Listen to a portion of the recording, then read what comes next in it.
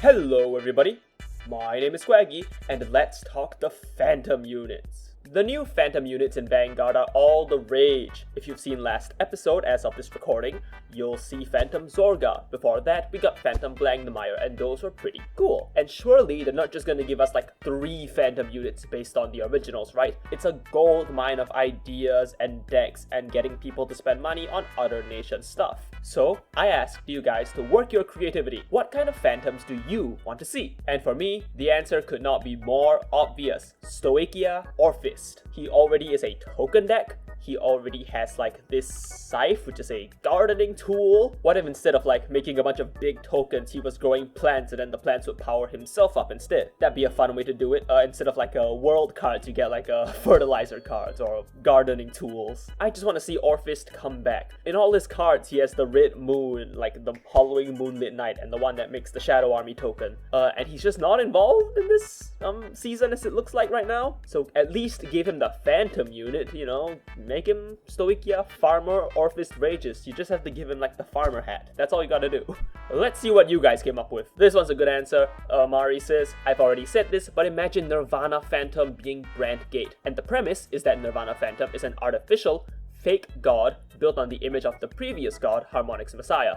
Hence, it will look a lot more metallic/robotic instead of natural and animal-like. This answer is real good. While we already kind of have the Messiah in standard thanks to the Stride deck sets, we don't really have a full-on kind of reimagining of them just yet, and this would be a good way to bring it in. What if instead of having a original new god brought about by the surprise egg, instead we have an artificial one built by the people of the Brandt Gate to kind of have a Messiah again. Gameplay wise, I imagine Trickstar's like a little mech pilot and all the overdressed units are like different mechs you could ride into maybe. And what if they were all like set orders you had to, that would call themselves onto Rearguard Circle, just like Freiheit's Maximum, right? And what if Phantom UU, instead of being, you know, a fashion designer, it was just UU again, but he's a STEM student, you know? Like he does CS and data science. I also think it would be a cool way to kind of bridge the standard seasons with the original seasons where the Messiah is kind of a big deal in that. And what if all the Blaze Maidens became like researchers as well, you know, like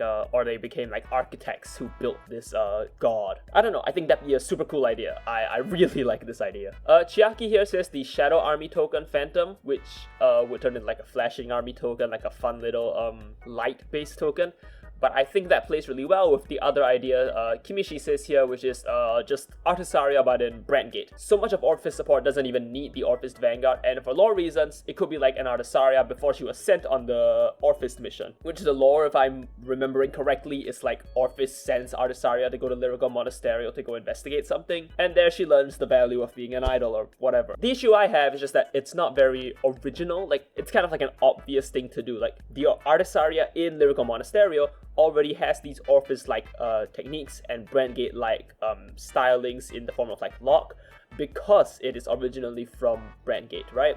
That's where she's from. So this isn't a super like creative idea, it's kind of like a given, and you know, that's fair. We can have ideas that are a bit more easy to get to, as opposed to having ideas that are super out there. I just want to see some super creative stuff with the Phantom units. And for the most part, they're doing quite a good job at that. I imagine a Brandt Gate Artisaria wouldn't play very differently either. It's just like, because it already has Lock and Shadow Armies and whatnot. But maybe I am being uncreative. How would you guys want to make it different? You know, I think that'd be an interesting experiment, right? How can you make it different in Brandt Gate, but still have it feel like a Brandt Gate? Because now Artisaria already feels like a Brandt Gate in Lyrical Monasterio, right? So I don't know, I feel like there has to be a lot of work put in to make it an interesting deck to play in Brandt. Tyler says, Bastion and Bruce swapping nations would be so sick. I'm still holding out a bit of hope. Bastion is an oppressive dark knight, and Bruce is a sportsman turned rebel fighting for the upper city. I love this idea. I've always loved this idea. Toya and Danji are just like, for some reason, never involved in the main plots of the Divine Z era. They don't even show up in Deluxe to fight, and that's kind of a waste because these two characters kind of were a really important part of the original D-series emotional core. A lot of it was like Toya trying to surpass Danji.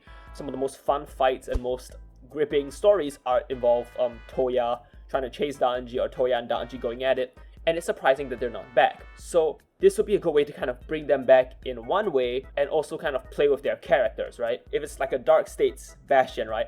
What if instead of like being the you know, he's kind of classist, right? He only wants grade 3s in his arsenal. What if now he's all like about grade 1s, and he's more like on the Shadow Paladin side with ritual and stuff, that he fights for the, you know, smaller cabal of knights, that he fights for like the poor, you know, Robin Hood style.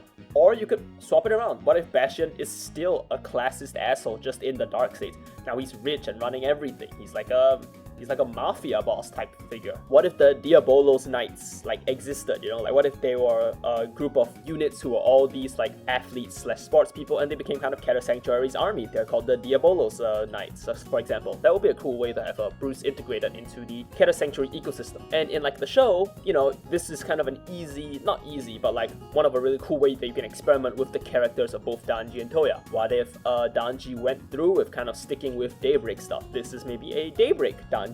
And for Bastion, this could be a Toya who kind of gave into his rage. A Toya who maybe gave up Vanguard and went to be a doctor, and then now this is kind of all he has left, like a scrappy deck. I saw a really funny one, which was Phantom Toya, who is just Toya but with medical debt.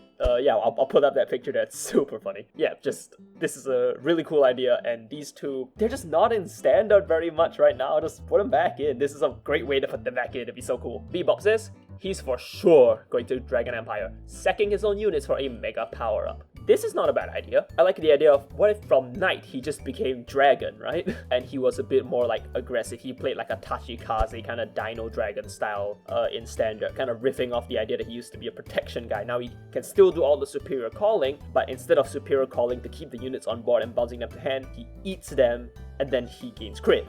You know, like he's a Dragon Empire deck now. He can be unoriginal. Just bring back these Destined ones. Why aren't the Destined ones involved in this? Did they just like throw them off to the side? Like most of the Fated ones are involved in the conflict. Why are like none of the Destined ones involved at all? Like maybe like Hikari will be involved later on, but right now the 5 other Destined ones, they're not involved in the slightest, and that's kind of a waste. So yeah, give me Phantom Alden. Give him something to do. Simape says Darkslate Hexaorb. Just make her play like witches. Like you don't have to do the check top anymore. What if we just completely flipped it around and just brought back the witches from Legion era? It could be something like your opponent scries the top cards of their deck, and after whatever they find, they can call off, but they retire the units they already have on board. So like your opponent loses like Yugmashot, but they get to call like a Verlord, kind of like a removal based deck as well. I like the idea. Ewan Scholar says Dragon Empire, Youthberk, and its rebel forming onto the rear guard, which just makes it overdressed. Okay, listen, I don't really care much for the idea itself. I think the idea is, you know, it's fine, it's cool, like it's cute. But I think I like the idea of Raika being phantomed, and instead of being like this super like competitive sweat, he's like a super casual guy, and he's like one of those toxic casual players who like, you know, he's like, I play for the vibes, you know? You guys are all meta sheep. You know, Phantom Raika's the kind of guy to be like, oh, you only beat me because you were on Virgila, or you were only on Minerva, that's why you beat me. You only won because you put good cards in your deck, unlike me who plays my wholesome Epic Chungus pet deck. He's literally the guy who's like a $40,000 Vanguard tournament, you know, he plays for vibes, while like Toya and Danji Phantoms are like scrapping for their lives over like a Subway coupon. I think that would be a fun dynamic for Raika. So he also says, Welstra should have been the Keter Phantom, so we could use Keter Maximum, as its capital is a flying city, as the ultimate product. I think this is a super cool idea. I just love the idea of an oligarch city he just owns and flies around like it's a ship he can just use, right? It's not only a nation where everyone sits around and has fun, it's also his own private like battle machine. And whenever you fight him, you're fighting all of Phantom Keter Sanctuary. That is a cool idea. It kind of becomes like Freiheit's Maximum. Instead of maybe being a CEO, Welstra could be like a king, or maybe a really shady Keter businessman, like an elite in like a council group. You know, those slimy figures in like the Arcane Council group who like run the city basically. That's Keter Welstra. It also would give us Taizo back, which would be nice. Taizo doesn't do much of anything, but we could try to like put him into every season to make him important, but he's just never really around enough or does anything super important. So this could be a nice way to give Taizo fans something to look forward to. Arias Kage says, Greedon in Slovakia so he could be a vegetarian. I like the idea of Charity Dawn, you know, instead of being like a greedy Greedon, he's like, oh, you know, I'm gonna eat all of my friends. What if this Greedon was like super charitable And instead of like being a Vanguard restand deck, you start the battle phase out by just resting him. And then like your rear guards can do drive checks and have super crazy effects, but you don't have a Vanguard swing ever. Like he just takes the hit for all his teammates. That'd be a super like interesting way to do like a battle phase. Phantom Shinobu, just like a normal kid. Like he's like well adjusted. Could also be like if he joined Blackout and was like super normal and really cared about his friends all of a sudden. And now this form of Greedon, aka like Charity Don, he was a really humble guy who would give anything for his friends. I think that would be a really cool lore thing to try out. Plus, have you guys noticed that Greedon gets like a card like every once in a while, like very consistently, even though he's not relevant to, I believe, any plot? Like Shinobu is a character who exists, and that's about all I can say about him. He's relevant like maybe to Overdress Season 2 and that's it. Other than that, Shinobu is a pretty nothing character, so to speak. So this can finally make him interesting by making him a different character. Frost Lantern says, on a gameplay standpoint, I don't want this because the deck is undersupported as is, but I think a Nanaclear Fantome could be a deceitful guardian angel from Keter Sanctuary who entraps holy beings, which would be a good twist and will give us a very different Keter boss aesthetically like Soul Masks.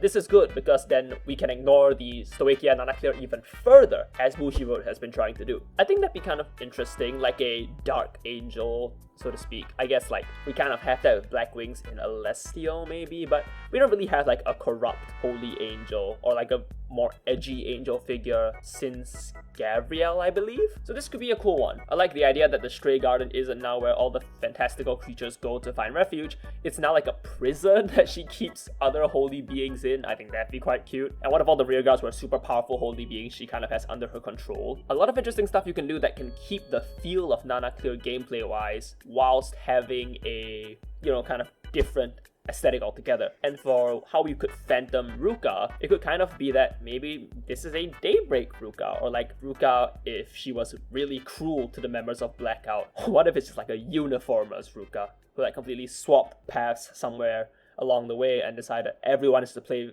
Vanguard in one way, everyone has to live their life in one way. There can be no divergence to that path. That could be an interesting twist. And again, I want to reiterate this, we have to ignore Nanaclear and Stoichia more. The problem is she has 2 triple rares across 2 sets. That's too many. You should have only 1 triple rare ever. We should forget this unit ever happened.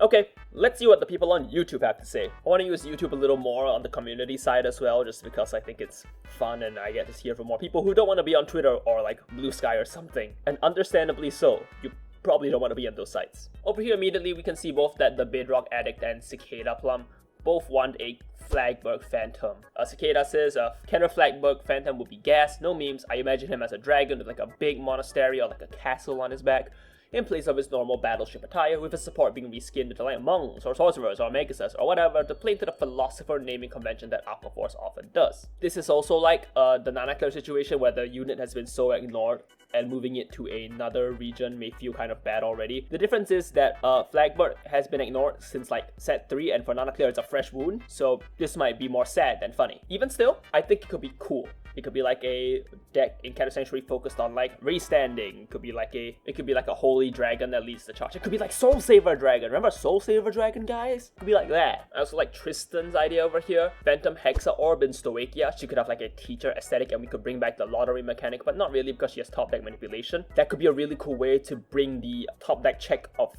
Sorceress into Stoichia. We can have an Isabel-like character in Stoichia. Finally, we can remember the V-series happened, right? It'd kind of be like the opposite of Magnolia, you know, where she becomes an animal rather than becoming a human. Rulery says, Cray Cross Epic Shuffle! Chaos to Dragon Empire, Roa to Brandt, Meet you to Keter, let's get weird! So I guess the Cray Cross Epics, you know, they're not really immune to all of this, right? I imagine they're not. And it would be way more interesting if they swapped the completely new natures rather than just did what you would expect and swap directly to the one that their partners have as their dual can, right? For example, it would seem pretty obvious to have Chaos go to Brandgate, for example. But I like this idea a lot more. I like the idea of like moving them to weirdo regions. You know, Chaos already has kind of the monstrous look to him in his ultimate form. What if he was like a human and dragon? Like what if he could swap between the forms? For Roroa, going to Brandgate would be kind of interesting. It kind of removes his kind of connection to, what was it, like the Fire Brigade is not that. Like he was a tree or some shit, he was a plant. There was something going on for Roroa involving plants, and this would remove that completely. completely? What if Michu went to Keter instead of being this loud, boisterous girl, she was like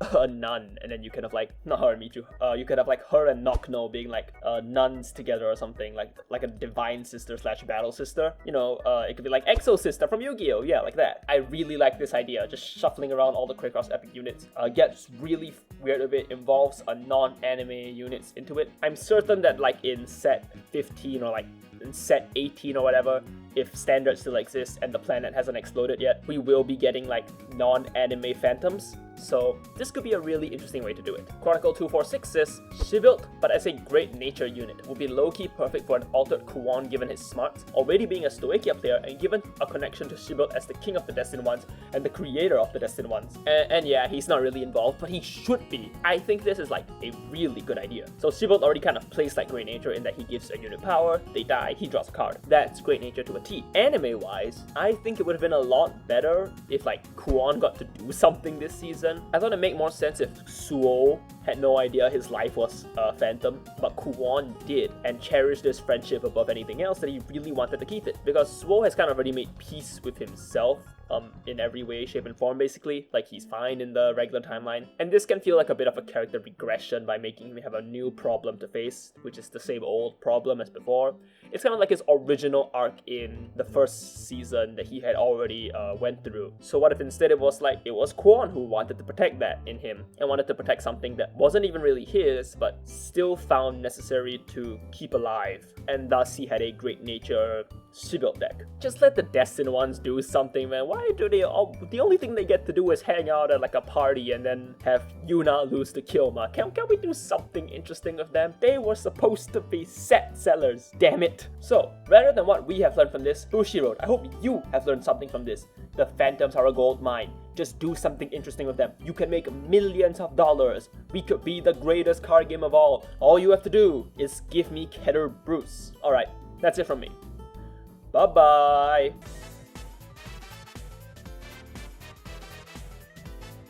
Wouldn't that be kind of interesting if she was like a furry?